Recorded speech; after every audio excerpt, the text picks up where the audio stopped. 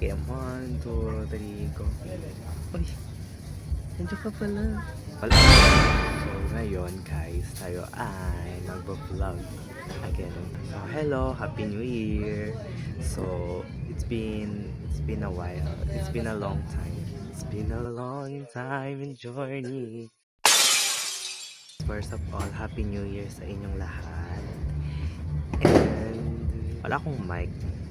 Low bat. Hindi ko na-charge. So ngayon, kung narinig niyo yung boses ko, edi may tenga kayo. So ngayon, tayo ay mag-vlog dahil New Year na. So, ang mga dapat iwan sa 2025, iwanan na at utang na loob. Magsipagbago na kayo. Just me, nagigigil ako sa inyo. And then, tayo ngayon ay mag-makeup. Tayo ay maglalagay na naman ng kolorete sa mukha. Then, storytelling, yes, kung ano ba nangyari. Ay, tama nag-chat. Okay, sige. Ano ba nangyari sa 10 after nating mag-hiatus? Hiatus, daming alam.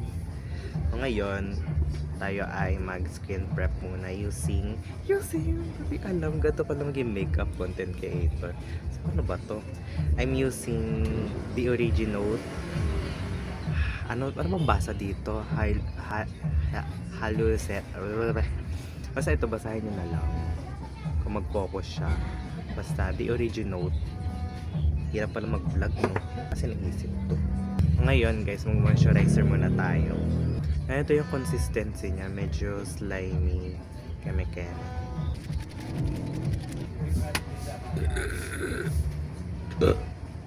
Excuse me. So after natin mag-moisturizer, tayo ay maglalagay ng concealer gamit ang O2O in the shade 3. So lalagay lang natin yan dito, tapos sa mga darkening area, kineme-keme. So tayo ay magkukwento na nga. Ay namang purpose ng vlog na to. So kamusta na nga ang lahat? Kamusta na rin ako? Sana naririnig niyo ako, no? So ayun, storytelling. Bakit ako naglaylo sa vlog? Kasi nga ako ay nagpa-opera na and successful ang operation. So fast forward, during operation kineme-keme, dami ding pagsubok. Yes, daming pagsubok be. And then actually nakwento ko na to sa mga kaibigan ko, and maski sila nagulat na ganun pala yung pinagdadaanan ko, ganun. Kasi nga sa amin, bibihira lang mag-open up. Nalipat kasi kami dito sa Las Piñas para nga magpagamot. So, nalayo ako sa kanila, pati yung mga yung mga activity ko sa chapel. So, hindi ko siya nagampanan. Pero, as asokom, nagampanan ko pa naman. Actually kasi, ako choir tsaka sokom. So, ang choir, binitawan ko muna kasi nga hindi na ako naka-attend. Nag-stay na lang ako sa Soko. So kahit nasa malayo ako, nagampanan ko pa rin siya. Hindi ko pa rin siya binitawan. So ayun. So yun na nga, about this year, dami rin nangyari, daming challenges, daming pagsubok, ganun. Pagsubok, hindi pagsubok. So yun, dami nangyari. To the point na hindi mo na alam kung kanino ka mag-open up. Tapos may time din na syempre pagod ka nang i-explain yung sarili mo sa lahat. Parang kikimkimin mo na lang siya. I mean, mananahimik ka na lang, ganun. So yun nga, madaming challenges na nangyari. Ano pa to? Bakit nagaganto yan? Maraming challenges na nangyari. As in, di mo in-expect na ganun nakahirap. Siguro kayo, meron din kayong mga challenges this year. Pero congrats kasi nga, na-survive natin. Yes, survive. Actually, itong vlog na to, ano lang siya, appreciation. New Year's appreciation for my friends. So ngayon, tayo ay magkikilay na gamit ang mumurahing pangkilay. Di pa nga narilinisan. Gigigil ako.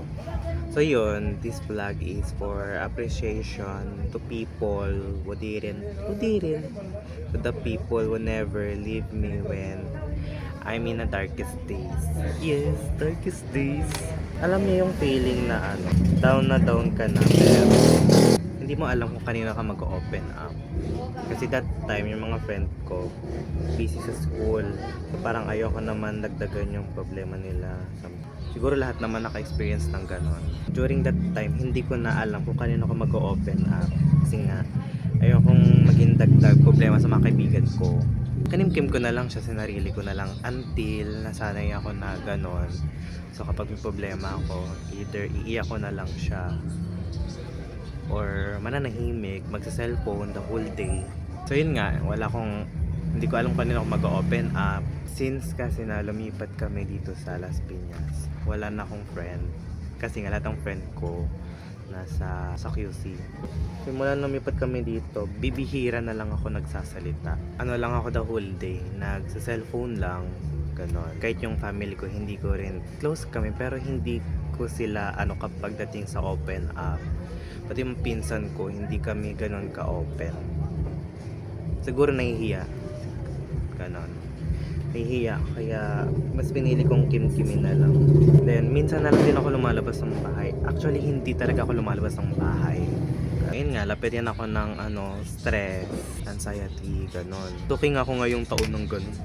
So, kaya kami lumipat dito pala kasi nga, excuse me, dahil sa pagpapagamot ko, sa pagpapa-opera. So sa mga hindi nakakaalam, ako po ay diagnosed ng bilateral hernia since 2 years old. Then last year lang ako na-operahan, December 6, 2024. Ang dami ring challenges na nangyari doon, to the point na ako lahat nag-aasikaso, laboratories, check-up, after operation, follow-up check-up, ako lahat.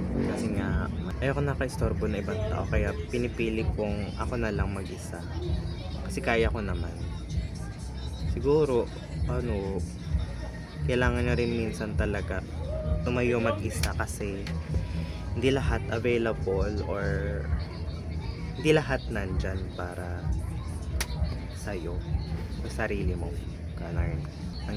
Akala ko nun after operation, okay na lahat, magaan na yung buhay. Pero hindi pa pala. Dun ko mas naranasan yung challenge sa buhay. The point na iniiyak ko na lang lahat. Fast forward, recently lang siya, nitong November lang ata o December din. May mga nakilala ko sa internet, sa TikTok. Actually, isang content creator siya sa TikTok, pero meron siyang binild na GC.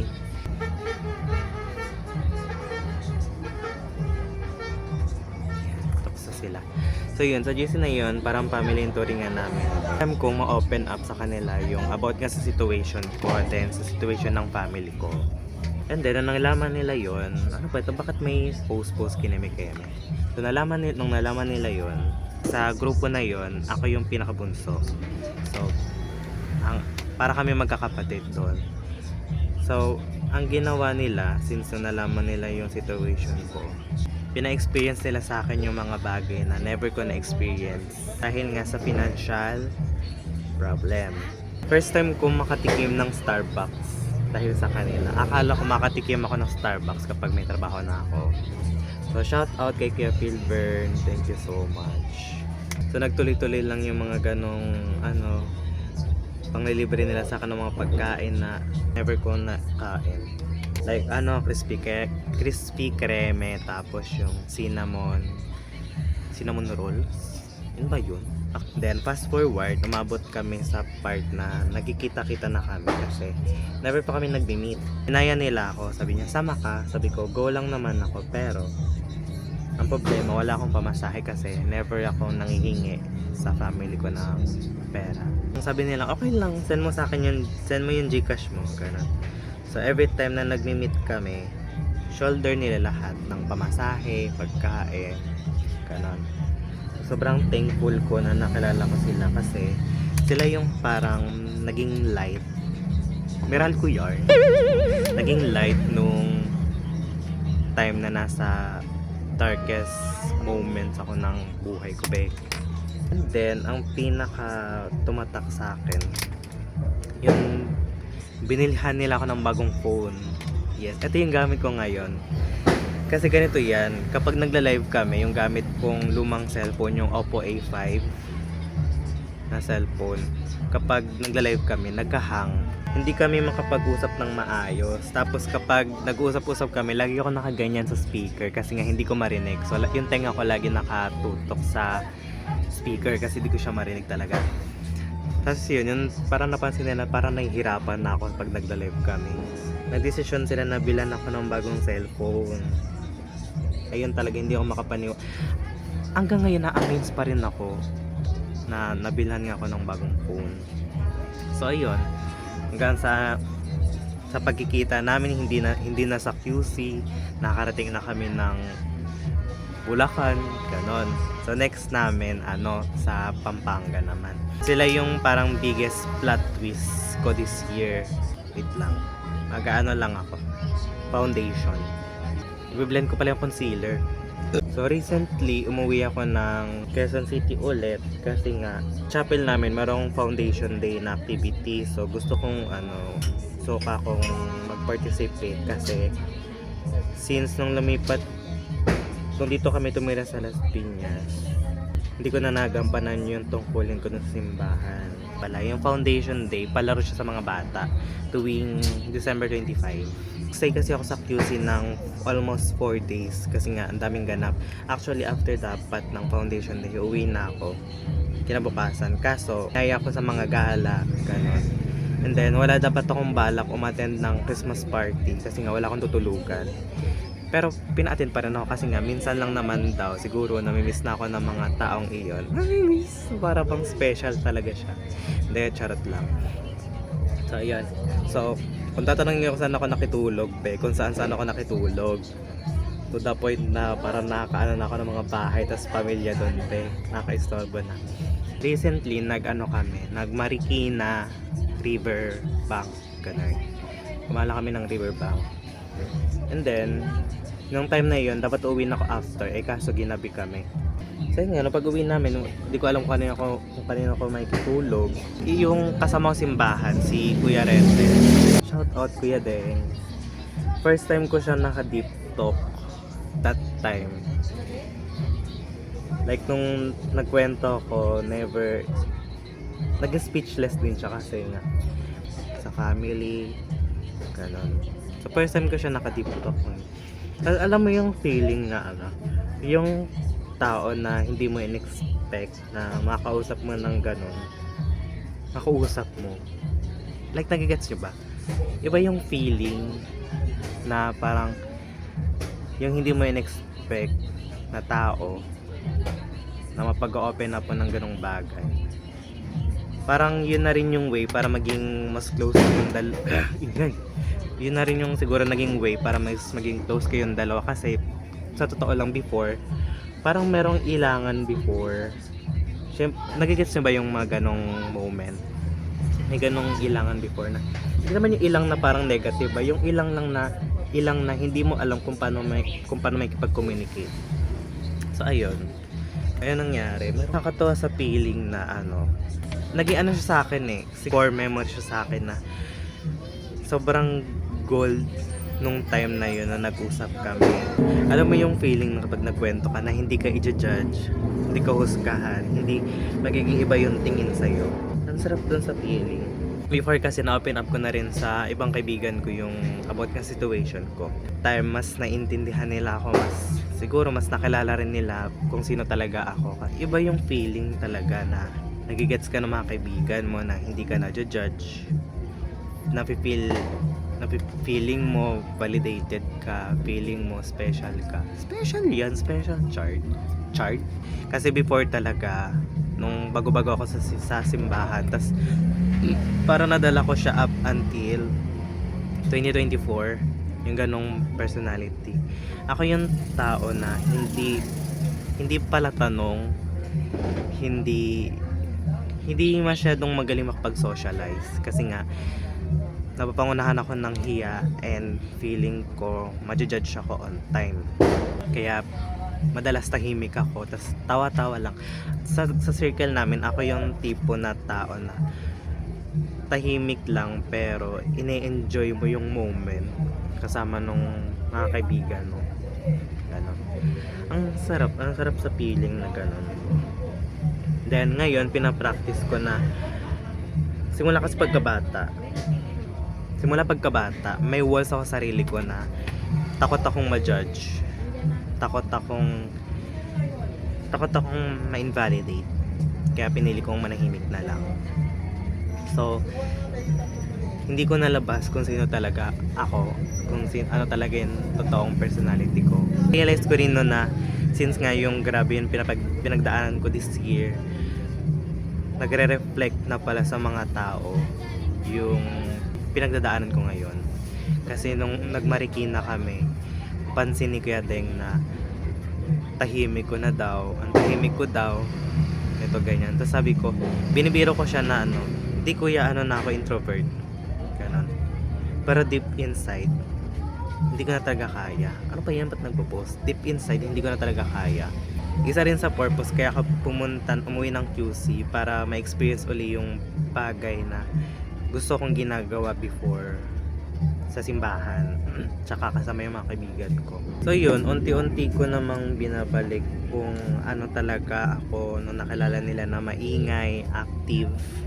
Unang foundation gamit ko ay Vice Cosmetics in the shade Light Medium 1. Ganito pala maging makeup content creator nung kailangan explain mo yung bawat product na ginagamit. Bakit ang angle ko? Nung nalaman ng mga kaibigan ko na gano'n nangyayari, parang mas naging mas naging protective. Protective ba yung tawang word doon? Parang mas naging, alam mo yung mas na-feel mo na part ka, mas na-feel mo na hindi ka nag-iisa. Nandyan sila palagi para tumulong. But anyways, to my friends and to everyone who walked beside me, whether briefly or for a long time, as 2025 comes to an end, I want to pause and say thank you from the deepest part of my heart. Some of you become home. Some of you were gentle reminders that kindness still exists. And some of you came into my life for only a moment, but that moment was enough to change me. In different ways, you helped heal my inner child. You showed me patience, understanding, laughter, and care without asking for anything in return. Yeah, eager ng motor. Yes, naiinis na po ako. But anyways, you made me feel seen, you made me feel safe, you helped me grow even when I didn't realize it was happening. Even if our paths no longer align, your presence remains with me. I don't look back with sadness, I look back with gratitude. Every connection, no matter how short, had a purpose and I carried those memories with love. Thank you for being part of my journey. Thank you for helping shape who I am becoming. I am truly grateful for you. With love and appreciation always. As we step into 2026, I pray this year meets you exactly where you are. If you're tired, may rest finally find you. If you're healing, may you feel progress even if it's quiet and unseen. If you're lost, may clarity come softly, without pressure, without fear. May what you're carrying grow lighter. May answered prayers make sense in time. May you learn that moving slowly is still moving forward. I hope 2026 brings peace to your heart, strength to your spirit, and people will see you without needing you to explain yourself. May you trust that meant for you will never pass you by. And on the days you forget your work, may you remember you are doing better than you think. Here's to a years of grace, healings, and becoming. Happy New Year! Happy 2026!